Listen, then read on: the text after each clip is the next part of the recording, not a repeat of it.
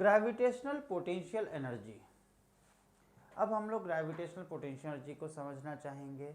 सबसे पहली बात ही होती है कि व्हाट इज़ पोटेंशियल एनर्जी। जब कंजर्वेटिव फोर्स का वर्क होता है तो वो एनर्जी स्टोर हो जाती है in the form of potential energy. अब यहाँ पर ग्रेविटेशन मतलब कंजर्वेटिव फोर्स की वजह से वर्क कैसा कर रहे हैं, दिस इज़ इम्पॉर्टेंट। तो हमारे पास में लाइन आती है, work done to bring a mass from infinite.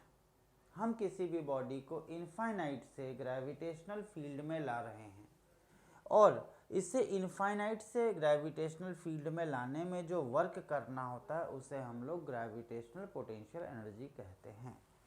यहाँ पर देखिए, यहाँ पर हम लोग एक मास है जो कहाँ पर है, इनफाइनाइट पर है, at distance r equal infinite. इसे मैं यहाँ से ब्रिंग कर रहा हूँ, इसे मैं यहाँ से ला रहा हूँ, इसे यहाँ से लाते लाते मैं कुछ एक पॉइंट तक लेकर के आ गया, यहाँ तक,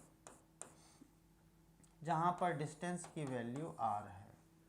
तो ऐसे वक्त में इनफाइनाइट से आर डिस्टेंस तक लाने में जो वर्क डन है उसे हम लोग ग्रेविटेशनल पोटेंशियल एनर्जी कहेंगे। हमने बोला work done this is equal force into displacement, force into displacement. जब हम ग्रेविटेशनल फोर्स को देखते हैं तो this is equal G M upon G m1 m2 upon में distance square, distance is suppose x square. मतलब force is function of x. जैसे जैसे x में चेंज होगा वैसे वैसे फोर्स में चेंज होना है, और जब भी फोर्स x के साथ वेरी कर रही है तो हम लोगों का कहना होता है work done this is equal integration of f dot dx। क्यों, वापस से रिपीट करूंगा, क्योंकि force is function of x। यदि फोर्स कांस्टेंट होता तो हमारे पास में सीधा f इंटू एस फॉर्मूला लगता। यदि हमारे फोर्स के लिए कुछ और क्राइटेरिया होते तो हम लोग उस तरह से लगाते, लेकिन यहाँ पर force is function of x bringing from infinite to distance r. हमने बोल दिया जब ऐसा हो गया तो हमने इसकी वैल्यू लिखी इनफाइनाइट से आर तक, G M m upon x square d x. ये हमारे पास का रिजल्ट आ गया।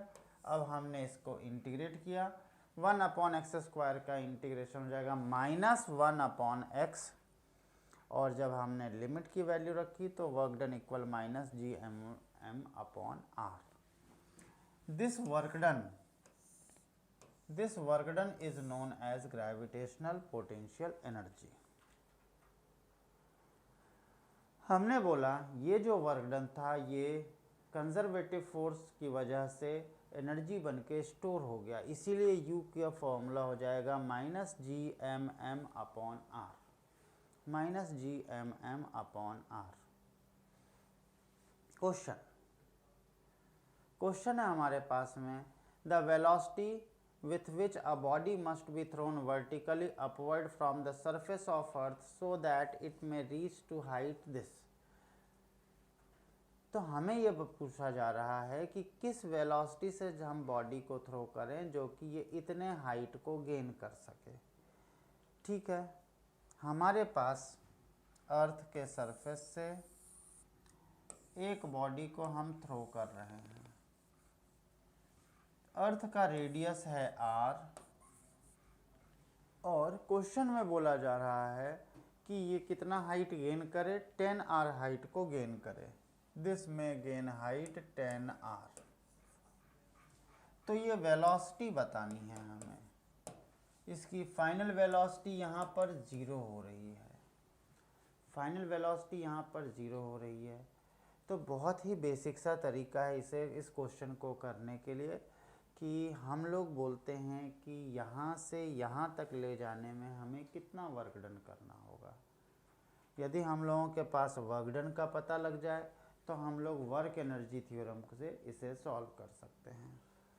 हमारे पास में कहा जा रहा है work done by conservative force के लिए U initial plus K initial equal U final plus K final.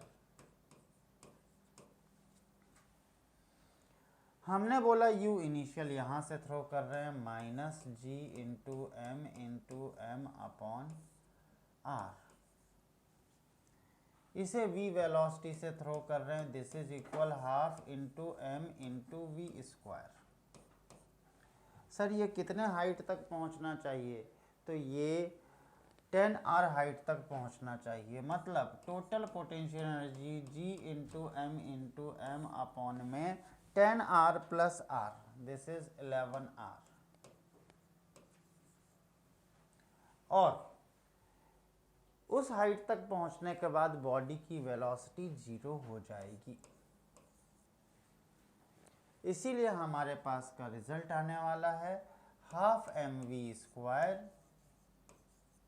This is equal gmm common ले लिया, आर भी कॉमन ले लिया है, दिस इज 1 माइनस 1/11। मास से कैंसिल हो गया, v square this is equal to gm upon r into 10/11। v equal under root of 2gm, g की वैल्यू हो जाती है 6.7 into 10⁻11। Mass of earth this is equal 6 into 10⁻24, 6 into 10⁻24 into 10 upon 11 into r is 6.4 into 10⁻6, this is equal 6.4 into 10⁻6। ये हमारे पास का एक calculative part आया। सबसे पहली बात, ये यहाँ पर 0.6 टाइम कैंसल होंगे, दिस इज 0.6 टाइम, और ज़्यादा तो हमें यहाँ पे ज़्यादा कुछ कैंसिल होने वाले चांसेस नहीं हैं, तो हम लोग इसको थोड़ा सा फेयर कर लेंगे। v इक्वल 10 के पावर 11 प्लस 10 के power 24 35 and 1 36 minus 6 30 under root में 2 into 0.6 into 6 upon 6.4 into 10⁻30। This is 6 जा 36, this is 3.6 3.6 into 2 7.2, this is equal under root में 72 अपॉन 64 इंटू 10 के power 30, 3 upon 2 root 2 into 10⁻15। This is our answer. थोड़ा सा little bit calculative है, लेकिन हम लोग इसको केयरफुल्ली करेंगे तो ये क्वेश्चन हमारा प्रॉपर तरीके से होगा। Our next discussion is some special points. पहला नंबर, potential energy belongs to work done, therefore this is scalar quantity. Next है हमारे पास में उसकी यूनिट, क्योंकि वो वर्क डन से रिलेटेड है इसीलिए यूनिट इज जूल। हमारे पास में अगली बात का कहना है, क्योंकि जूल का डायमेंशन होता है ml2T-2, इसीलिए इसके लिए भी dimension ml2T-2। Gravitational potential energy is always negative in the gravitational field because force is attractive in nature. सबसे पहले तो हम लोगों को इस बात को ध्यान देना होगा कि जब भी पोटेंशियल एनर्जी नेगेटिव है फोर्स इज अट्रैक्टिव, और जब भी पोटेंशियल एनर्जी पॉजिटिव है फोर्स इज रिपल्सिव। हम लोग इस बात को ध्यान में रखते हुए हम लोग काम करते हैं। As the distance r increases Gravitational potential energy increases in positive value but decreases in negative value. मतलब जैसे जैसे r की वैल्यू को हम बढ़ाएंगे, मैं थोड़ा सा इसको एक्सप्लेन कर देता हूँ, u equal minus G M upon r। जैसे हमने r की वैल्यू को इंक्रीज किया तो जी एम अपॉन r की वैल्यू डिक्रीज होगी, मतलब माइनस जी एम आर की वैल्यू इंक्रीज होगी। और ये है हमारे पास का रिलेशन। आर की वैल्यू बढ़ाएंगे तो हम लोग बोलेंगे कि यहाँ पर माइनस जी एम आर की वैल्यू इंक्रीज होगी, मतलब लेस नेगेटिव होगी, और जी एम आर की वैल्यू डिक्रीज होगी, मतलब टोटल वैल्यू इंक्रीज होने वाली है। आर इक्वल इनफाइनाइट पे ग्रेविटेशनल पोटेंशियल एनर्जी मैक्सिमम मतलब जीरो हो जाती है, क्योंकि फोर्स ऑफ अट्रैक्शन वर्क कर रहा, इसीलिए इसकी वैल्यू हमेशा नेगेटिव रहेगी, मैक्सिमम वैल्यू ज़ीरो होगी, ये पॉजिटिव नहीं होगी। यदि ये पॉजिटिव होती है तो आप लोग क्या बोलोगे, फोर्स ऑफ रिपल्शन वर्क कर रहा है। जब हम लोग बोलते हैं कि डिस्क्रीट डिस्ट्रीब्यूशन ऑफ मासेस है, तो यहाँ पर हमें सभी पोटेंशियल एनर्जी को ऐड करना होगा। जैसे मैंने कहा कि यहाँ पर मेरे पास में 4 मासेस हैं, 1 2 3 एंड 4। तो अभी यहाँ पर हमारे पास में total potential energy this is equal, पहले 1 2 की वजह से, फिर 1 3 की वजह से, फिर 1 4 की वजह से, 1 2 1 3 एंड 1 4, अगेन 2 3 प्लस 2 4, नाउ 3 4। इस तरह से इतनी सारी पोटेंशियल एनर्जी का सम हो जाएगा टोटल पोटेंशियल एनर्जी। जब हम लोग बोलेंगे कि हम लोग ग्रेविटेशनल फील्ड में किसी भी एक मास को एक पॉइंट से दूसरे पॉइंट तक ले जाते हैं, इन ग्रेविटेशनल फील्ड यदि हम लोग किसी भी एक मास को एक पॉइंट से दूसरे पॉइंट तक ले जाते हैं, तो change in potential energy this is equal you final minus you initial. एक तो तरीका आपके सामने में है, integration from r1 to r2, हमने इंटीग्रेट कर दिया, 1/x² का इंटीग्रेशन -1/x, फिर अपर लिमिट लिखेंगे, देन लोअर लिमिट लिखेंगे, और उसके बाद में उसको रीअरेंज करेंगे। एक सिंपल तरीका होता है हमारे पास में, delta U this is equal final minus G M upon r2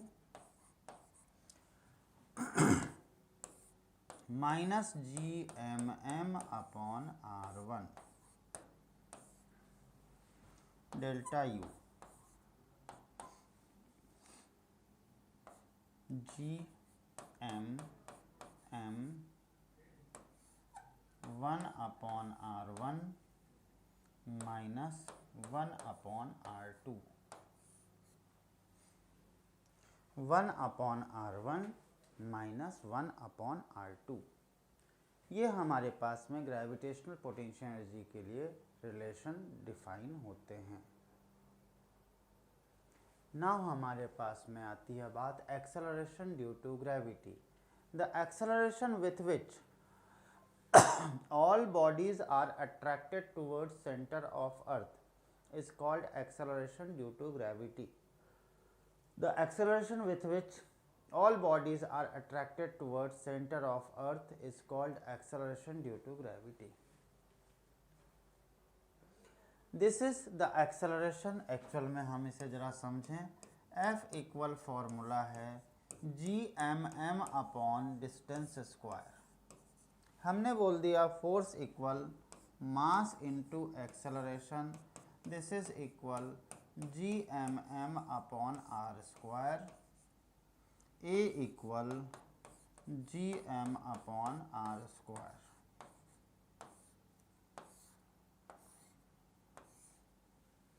A equal gm/r²। Got it. जब ऐसा है तो हमने इसे बोला acceleration due to gravity, this is represented by g। For earth इसकी वैल्यू होती है 9.8 मीटर पर सेकेंड। यहाँ पर सारे पैरामीटर्स हमारे पास में वेल डिफाइंड है। जब हम लोग लिखते हैं इसे कि on surface of earth, on surface of earth, हमने इसकी वैल्यू बोल दी g इक्वल 9.8 या 9.81 मीटर पर सेकेंड स्क्वायर।